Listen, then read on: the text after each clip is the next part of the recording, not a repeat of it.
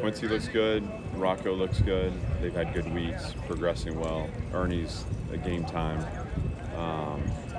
So those three guys, yeah. Two of them are a go. One, we're going to wait and see for the next. Julian Hernandez? Sorry, Ernie. Ernie. Yeah, Oh, that's my okay. bad. Yeah. Oh, sorry. Yeah. Truesdell? Yep, he's available and has responded well in practice, so we're expecting him to be out there. 11 a.m. kick, probably going to be rainy. How important is early energy going to be? It's huge, and we've shifted to a morning block in practice, so we should be less impacted by the kick time. But just because our bodies are prepared for that doesn't mean mentally we're prepared for it. So we need to be ready before we begin. That's one of our kind of guiding principles as a program. And, obviously it's a four-quarter game, but you can't, particularly with this offense, you'd love to play from a position of a lead. Because that just, again, that'll take them out of their base rhythm. So we got to be ready to go. Running some triple option is kind of interesting. I noticed that you guys have done that a little bit. How did that decision in the offseason or whatever come about?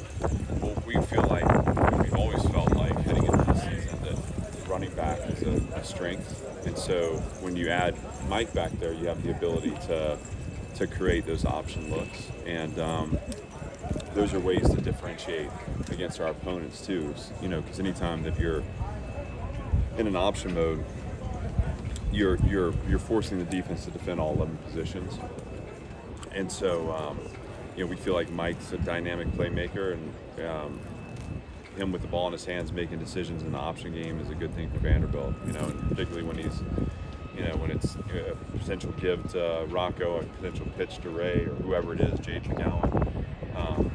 That's just a way for us to facilitate the ball to our playmakers.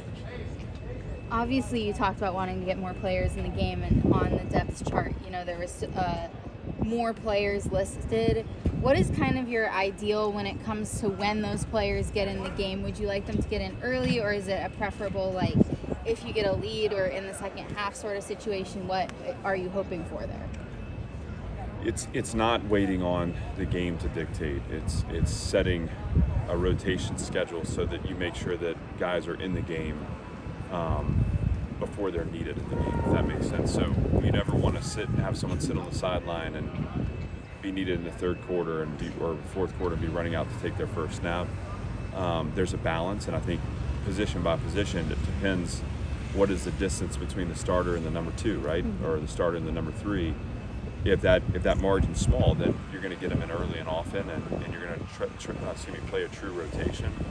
If it's a greater distance, then you're going to pick and choose a couple of series, and usually those series will be longer fields and areas where you can afford to spell the starter without compromising the structure or the integrity of what we're trying to do. So it's case by case, but we don't want to sit and wait and let the game dictate when those guys play. We want to take ownership of that early.